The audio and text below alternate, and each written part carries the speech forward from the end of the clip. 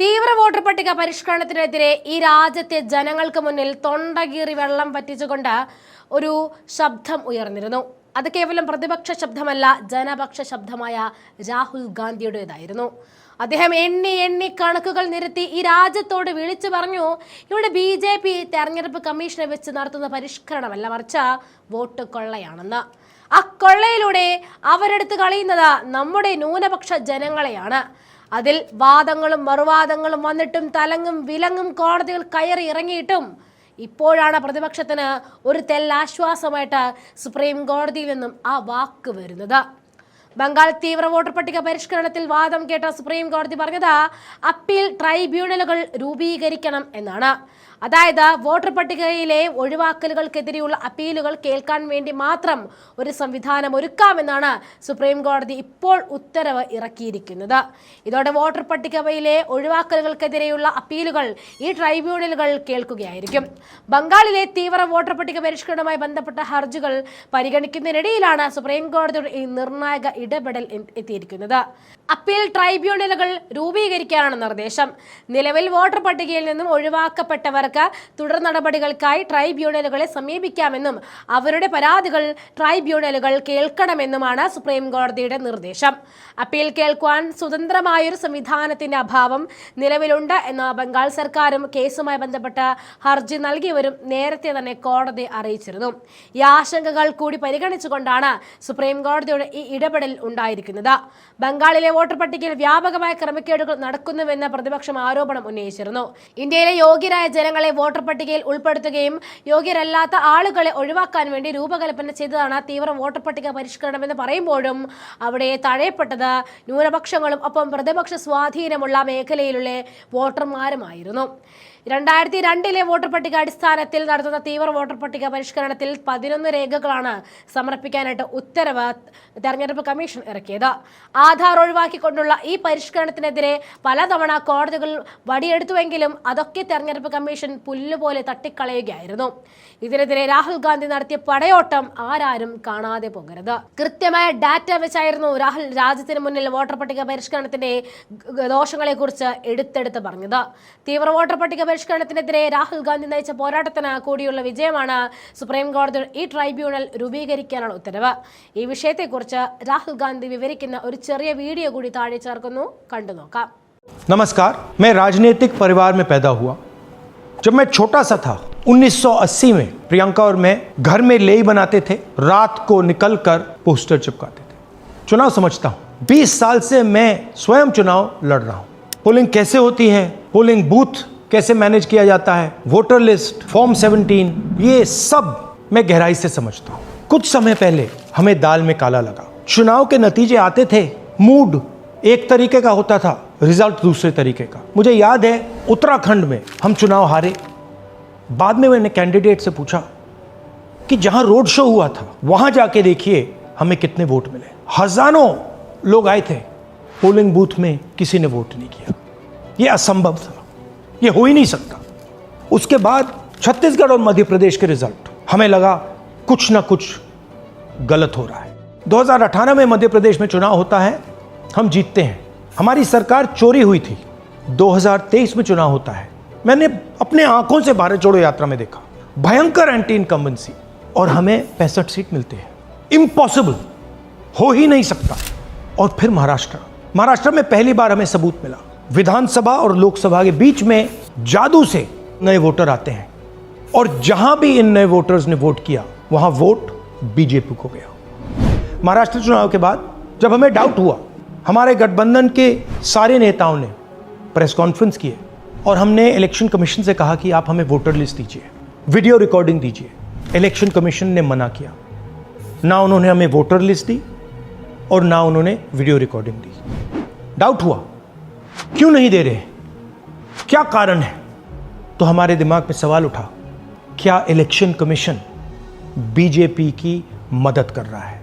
क्या election commission ही election को चोरी करवा रहा है? इसके बाद हमने एक टीम सेटअप की और हमने उन्हें कहा कि आप जाइए, एक कंस्टिट्यूएंसी में जाके ढूंढिए, सच्चाई ढूंढिए, किस प्रकार से चीटिंग की जा रही है, किस प्रकार से ये काम किया जा रहा है और कौन कौन इस काम को कर रहे हैं. सबसे महत्वपूर्ण बात यह है कि इलेक्शन कमीशन डिजिटल डेटा नहीं देता है, फिजिकल डेटा देता है। मतलब लाखों कागज में वोटर लिस्ट दे देगा, मगर डिजिटल वोटर लिस्ट किसी को कभी नहीं देता है। क्यों नहीं देता?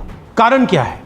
कारण है कि अगर डिजिटल डेटा मिल जाए तो इलेक्शन कमीशन की सच्चाई पूरे देश को पता लग जाए।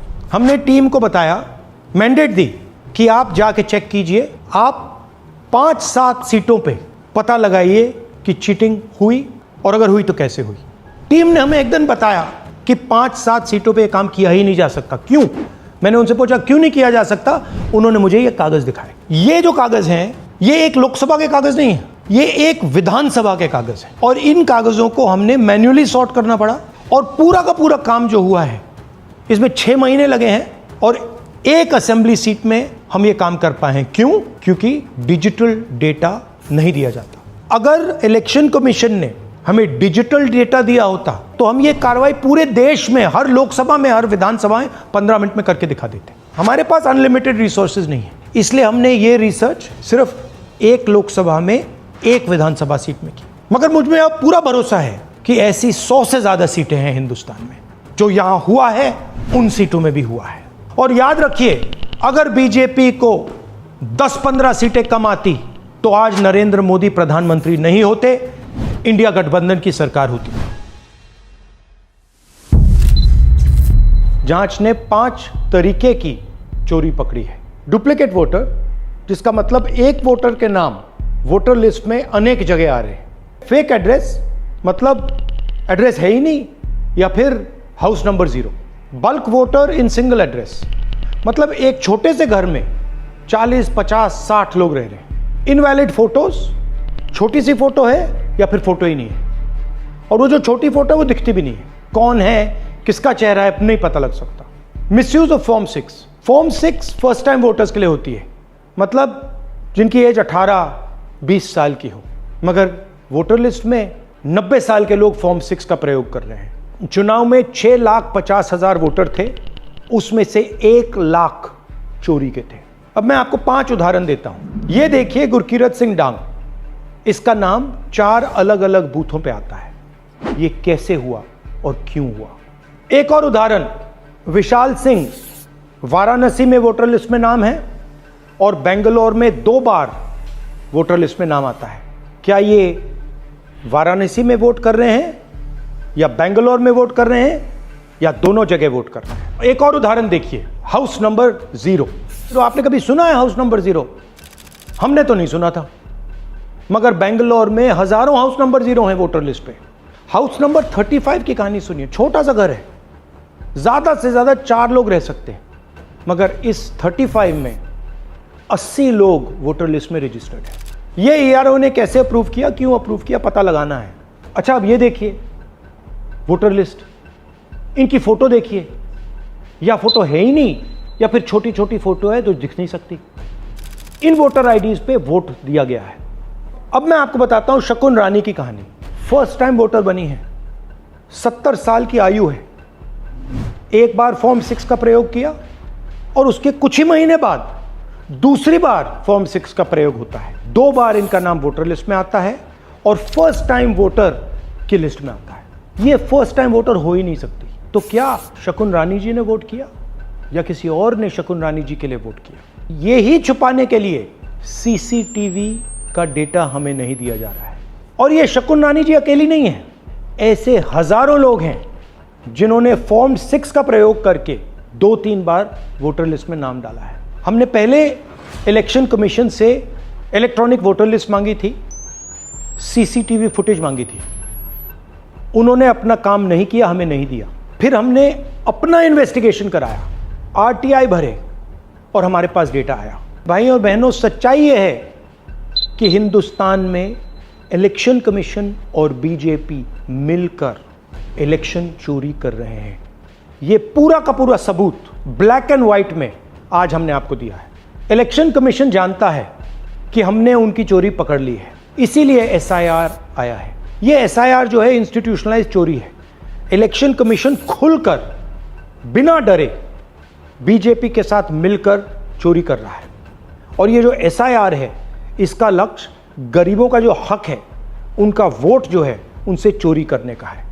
मैं आपको एक और बात बताना चाहता हूं, इस पूरी इन्वेस्टिगेशन में हमने वोटर एडिशन को देखा है, मगर जितना एडिशन होता है शायद उससे ज़्यादा डिलीशन होता है, सबट्रैक्शन होता है। तो ये सिर्फ एक मेन तरीका हमने पकड़ा है, दूसरे तरीके पे हमने इन्वेस्टिगेशन की ही नहीं अभी। मैं इलेक्शन कमीशन और इलेक्शन के ऑफिसर्स को साफ कह रहा हूं, आप जो कर रहे हो गलत कर रहे हो, ये ट्रीजन है, देश के खिलाफ है। ये मत भूलिए, टाइम आएगा हम आपको पकड़ेंगे, बचने वाले नहीं हो। It is critical that we expose voter